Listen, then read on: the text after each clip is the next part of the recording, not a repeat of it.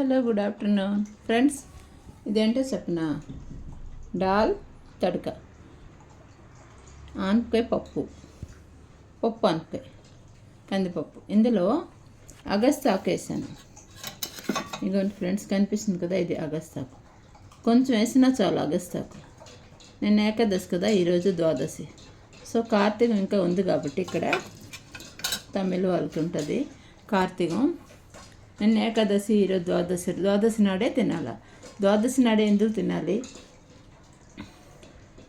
ఇది అగస్త్య ఆకు అంటే ఒక ముని, ఒక ఋషి. ఆయన నారాయణుడికి పెద్ద భక్తుడు. చాలా సంవత్సరాలు ఆయన తపస్సు చేశారు.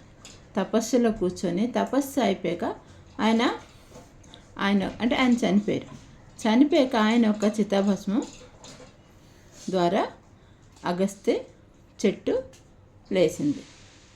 ఆ అగస్తాకే మనం ద్వాదశి నాడు తింటే చాలా మంచిది అంటారు కార్తీకంలో. కార్తీక ద్వాదశి నాడు. సో మరి అగస్తాకు నేను ఎక్కువ వేయలేదు, ఒక రెమ్మ తెచ్చేసాను ఫ్రెండ్స్. ఇంకా ఇగో చపాతీతో తింటే చాలా బాగుంటుంది. ఇందులో కొంచెం నెయ్యి పూసుకొని రైస్లో ఇగో ఇలా కొంచెం ఇందులో నెయ్యి వేసుకోండి, చాలా బాగుంటుంది. ఓకే, ఇంకేం చేస్తామంటే మనం ఇప్పుడు వేడి రైస్లో ఈ పప్పు కలుపుకొని తింటే చాలా బాగుంటుంది. ఇంకా నేను ఇగో కొంచెం ఏం చేశాను, రొట్టెతో తిందామని ఇగో ఈ గిన్నెలో వేసుకుంటున్నాను. ఎక్కువ తినలేవు కదా, కొంచెం తింటాను.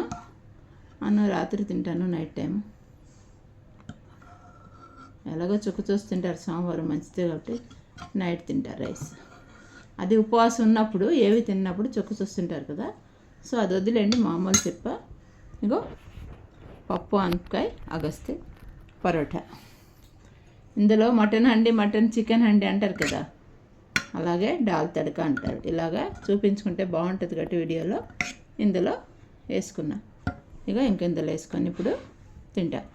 వేడి పప్పు, అగస్తాకు, పరోటా, నెయ్యితో చేసుకున్న పరోటా.